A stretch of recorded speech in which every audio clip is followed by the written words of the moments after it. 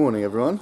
So it's about 9, no, it's 8, see that? 8:35 on Saturday morning. So today's hopefully the big day. I can whack the engine back in.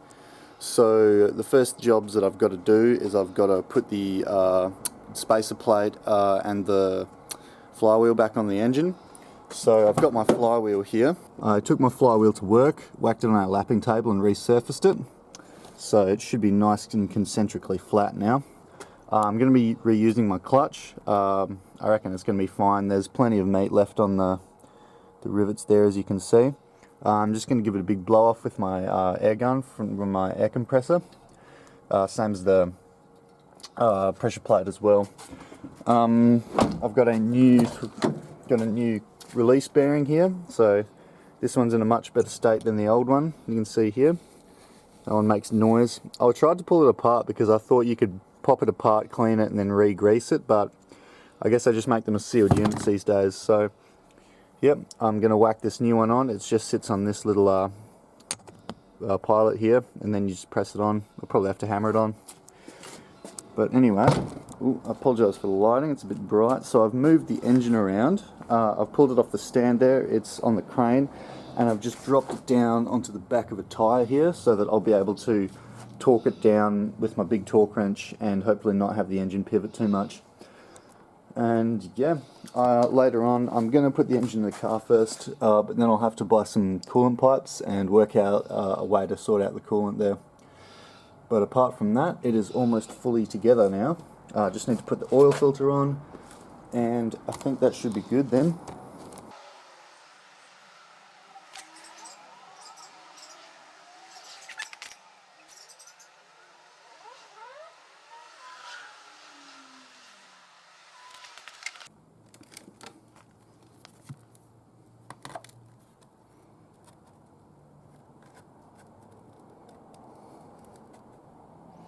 Okay, so I've checked that every bolt hole for the flywheel is good.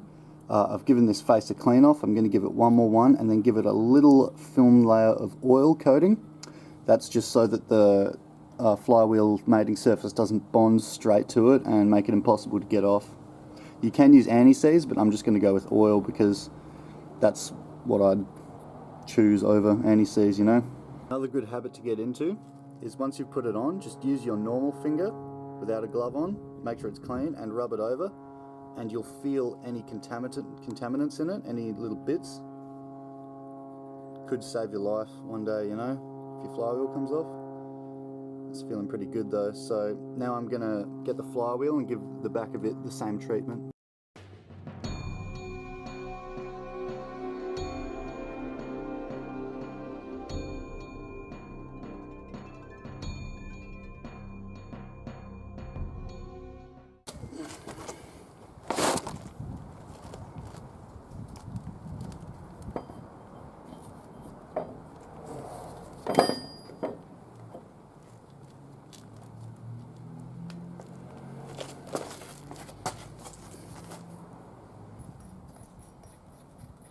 I'm just going to keep one in there to secure it. Okay, so now with each flywheel bolt, make sure all of your cleaning is dry off it. You could probably use some wax and grease remover, but I'm just going to use some degreaser. And then once it's dry, grab some anti-seize, and you're going to put a bit of that on the bearing face of the bolt itself, just like that. And once that's on there, grab some medium strength thread locker. I'm just going to use 243, I think it's alright, and just put a bit on there, and then send the boy home into the flywheel. Alright, I just finger tightened down each bolt, and these flywheel bolts, I think they're M12 by 1.25, and according to the owner's manual, they get 137 to 157 Newton meters. So I'm going to do them in 3 passes, 50, 100, then 157 Newton meters. and you're going to have to do a crisscross pattern to make sure it seats itself properly. So you thread one of the flywheel bolts, sorry, one of the bell housing bolts in. Thread it in all the way so it's nice and good. And then you thread a bolt that goes to the clutch pressure plate. This isn't one of the pressure plate bolts, this is a separate one I had because I don't want to break anything. Now I'm going to spin this one, hopefully. Ooh. There we go. And just get a wrench of some kind. Put that in here.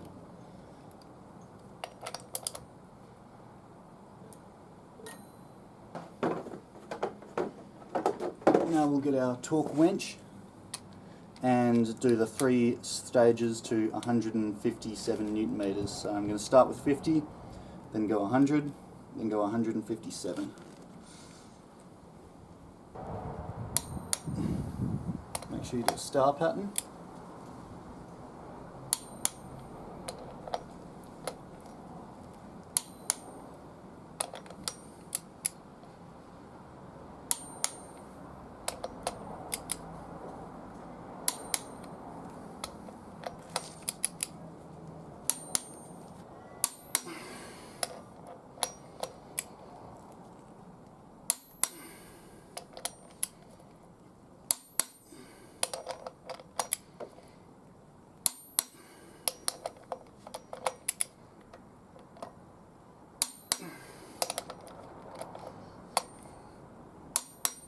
Okay, so now that I've got the flywheel on, I'm going to pull the truck back with the parents' car and give myself a good amount of room so I'm able to maneuver the engine crane around and get it into the car. I'm also going to have to, I think I'm going to swap my front tyres with the 31s again. When I yanked the engine out, even though it didn't have the big low oil pan on it, it was still a big pain, so I'm going to take both the front wheels off and get it down to the ground as low as possible because it's got the 3-inch lift in it. I'm probably actually going to keep the 35s on the back when I do that because that'll jack the whole car forward like that and make it easier to slide the engine in like that. Right, the car's been moved back and I've chocked the wheels because I don't want to crash it through my bedroom. Now you can clean down your flywheel with wax and grease remover. Make sure that it's a non-oil based cleaning product because you want it to evaporate fully so that there's absolutely no residue left. I cleaned mine with contact cleaner after I lapped it, but I'm just going to give it one more once over with this one here.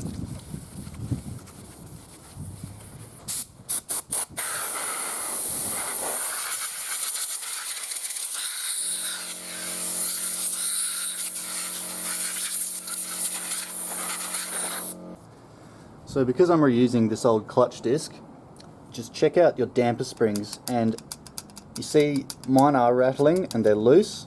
This is because it is an old clutch. Now this isn't necessarily good, however, although they do have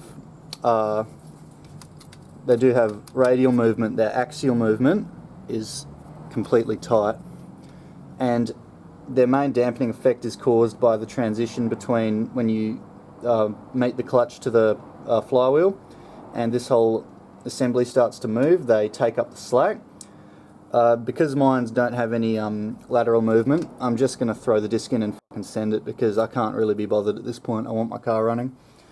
This may come back to bite me in the end, but I'm going to send it.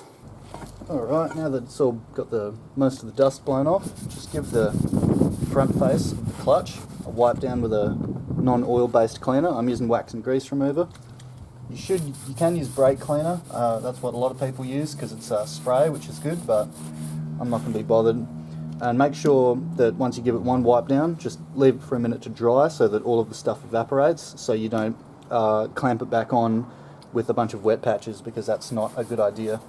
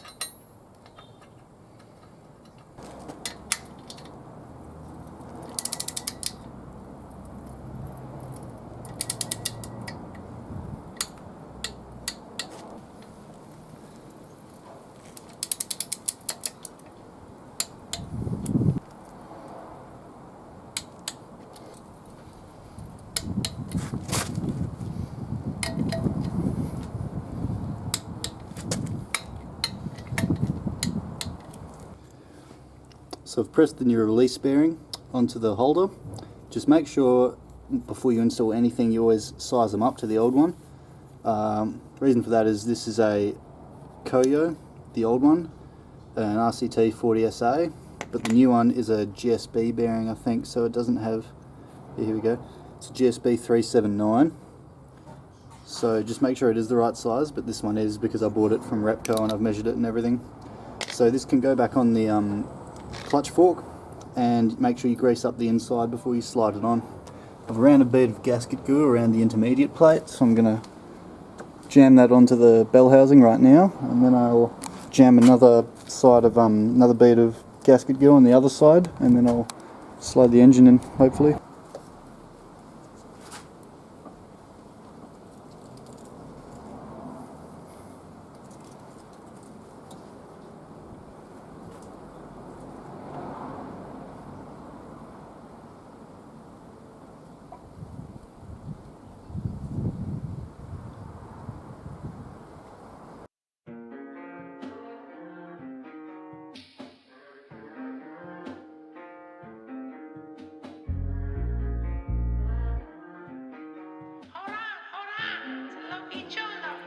So yeah, just watch your tone, oh, you are not alone, you're not alone. If I'm late, might as well postpone. I'm changing days, moving states, taking with me all the bills like I'm Billy Gates, yeah. No me digas nada, que trabajo mi Gucci, mi Fendi Prada. Nos vamos cada 2 semanas, si me gustan las colombianas, que las tienen muy grandes. Si les digo la verdad, Nix fue bastante. Son amantes, me pongo de taxi, les digo de antes. Mira muñeca y solo diamantes. Mami, ¿sabes qué pasó aquí? ¿Sabes cuando entro solo llego VIP? Sí, me gustan las latinas, Karol G.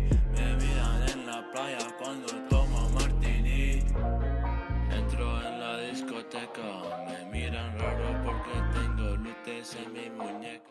Dropped it all the way down onto some wood on this side, and just suspended above some wood on that side on my jack. It's fully down, the jack itself, so I'm going to see if this will have it low enough to put it in.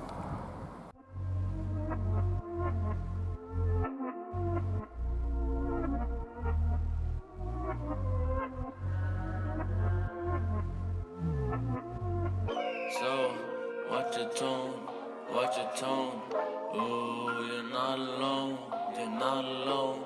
If I'm late, might postpone, changing days, I'm moving states, taking with me all the bills like I'm Billy Gates. Decided she know that I'm spazzing, how about the coupe, she cleaning this bottle new whip cause I crashed it. Photo procedure, I'm standing, boy you gonna know when I'm landing.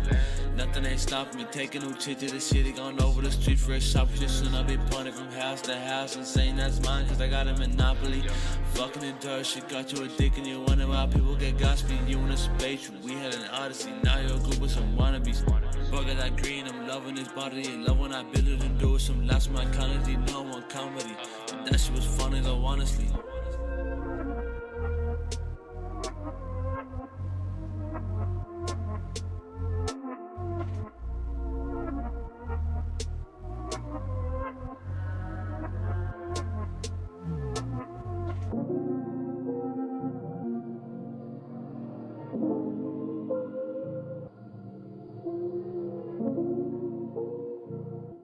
Oh, okay, so can't see that. It's the 26th of January, so Australia Day, which is a holiday, or Invasion Day, I should say, depending on your beliefs. And I've just got the engine mated to the gearbox. This has been a massive pain, but I persevered and was able to get it done. The way I did it was I had a breaker bar on the front nut of the crankshaft, and I was turning that ever so slightly while I was jiggling it standing in the engine bay there, trying to get it mated up. I had to go before, but the engine sits on a slant, you can see, about 2 or 3 degrees this way, and that means it was extremely difficult to line up. And what I ended up doing was cutting the heads off some very long bolts and threading them into the engine block itself and using them to locate into the bell housing bolt holes, and that allowed me to line it up, and then it was just a case of jiggling it like a bitch until it finally went on. So now that it's on, I'm going to put the service plate holders there, or the braces for the bottom, to the block it to the bell housing there. And then I'll tighten up 2 of the top bolt holes, and then I'll go all the way around and give them the torque settings. Okay, so I've just got the bottom 4 bell housing bolts in. All I got to do now for the bell housing is chuck the starter motor on, because that shares 2 common bolts, and then I believe there's 2 on the back up the top.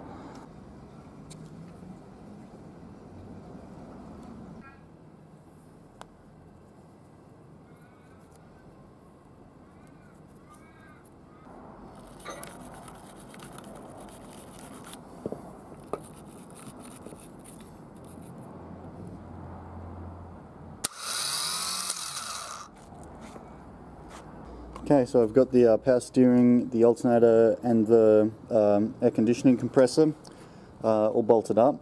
Well, half bolted up, they're just finger tight so that I can tighten them down once the belts are on.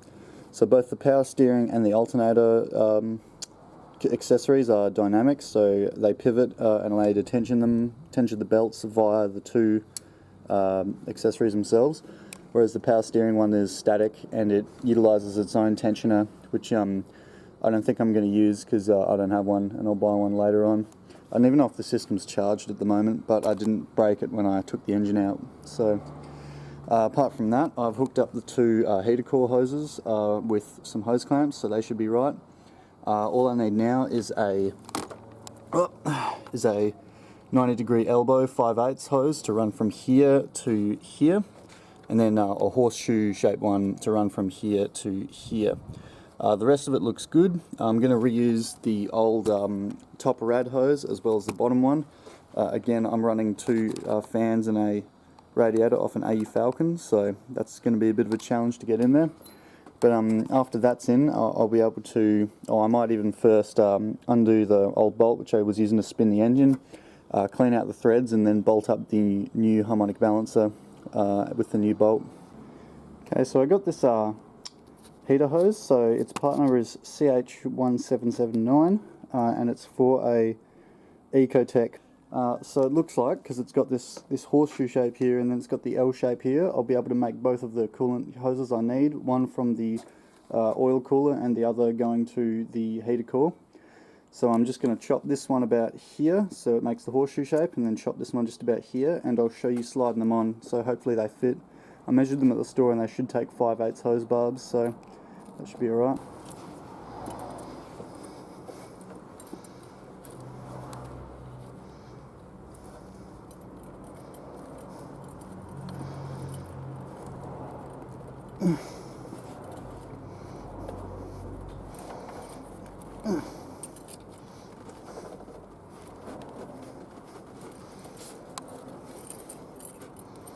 Okay, so I'm installing my exhaust gas temperature probe, this guy right here, into the exhaust right now.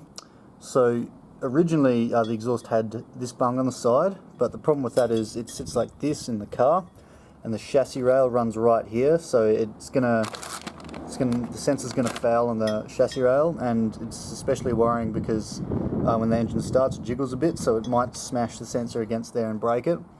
So I've drilled a hole up here, and what I'm going to do is I'm going to weld this M10 nut on there, and then I'm going to drill through the entire hole of that with a 9mm drill and tap my 1/8 MPT bung into it. It should work, I hope it works, but even if it doesn't, I'll just weld it in there.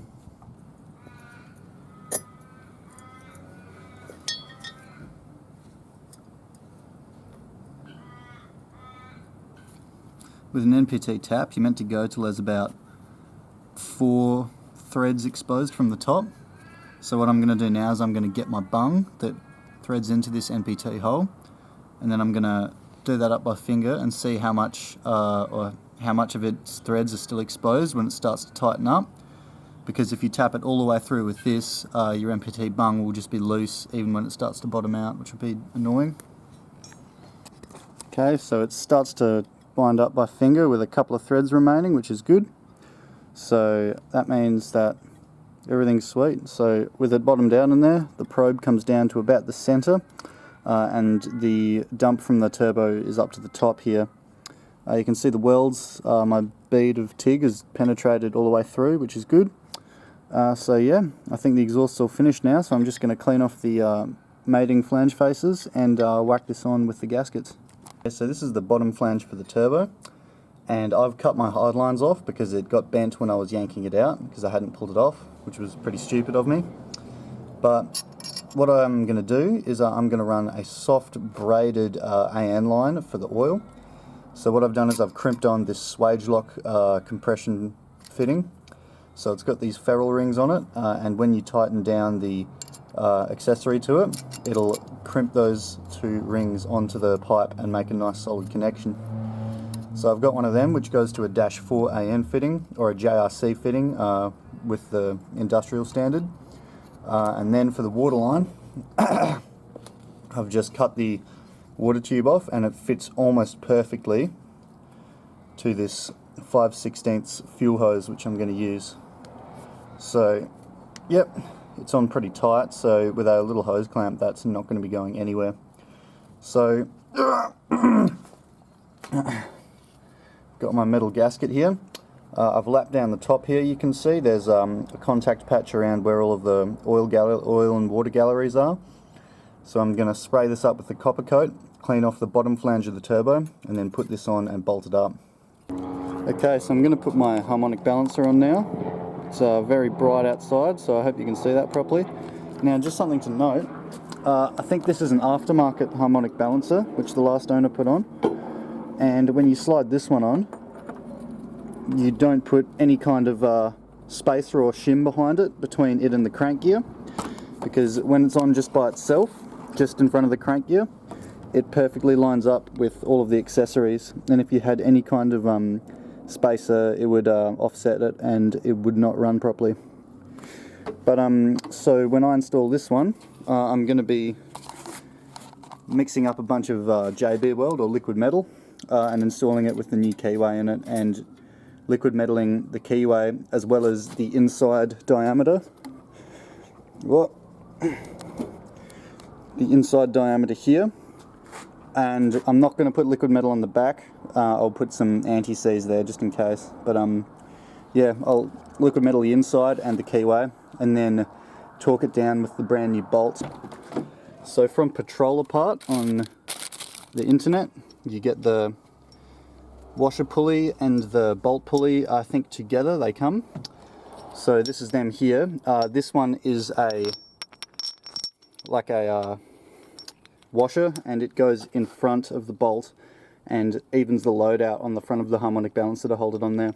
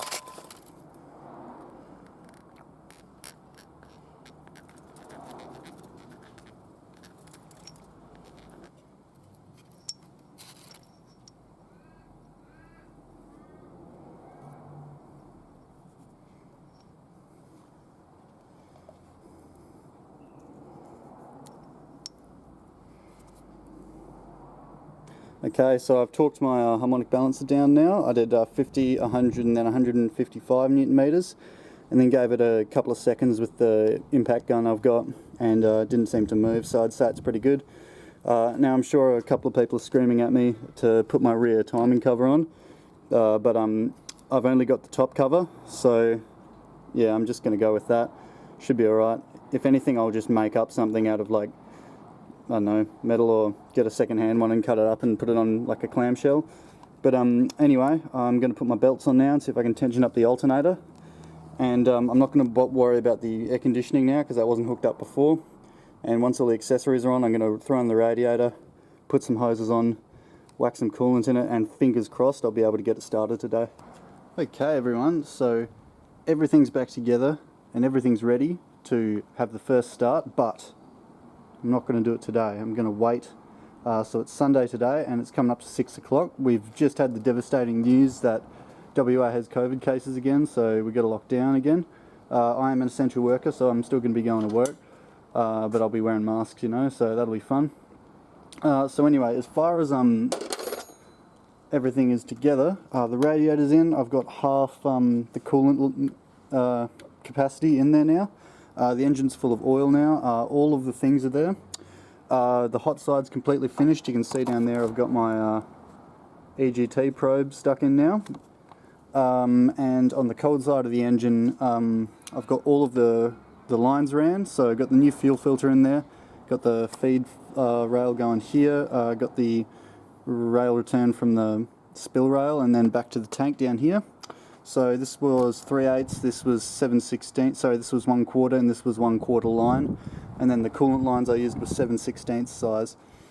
So I am going to wait. I've got a guy at work who knows a good bit about diesel engines, so I'll just have a couple of words to him and come up with a plan of how I'm going to do this. I'm pretty sure I know what I'm doing, but I'm going to play it safe, especially because it's getting on in the afternoon and I've got to get things ready for first day of work with COVID tomorrow, so that'll be fun. So it is Tuesday the 2nd of February today, and we are having bushfires inland to the east in, I think it's Wollongong, and I live in Wembley, and I don't know if the camera will pick this up, but there's ash falling down everywhere here, and the sky is just completely yellow. Yeah, can you see it? Yeah, no. Yeah, but it's pretty crazy. We haven't really had anything like this recently that I've seen. I know that over east there's been the big bushfires in 2020, but apart from that, I've never really seen it here in Perth. So this is a bit worrying. Thoughts and prayers go out to all the people that have lost homes in the fire.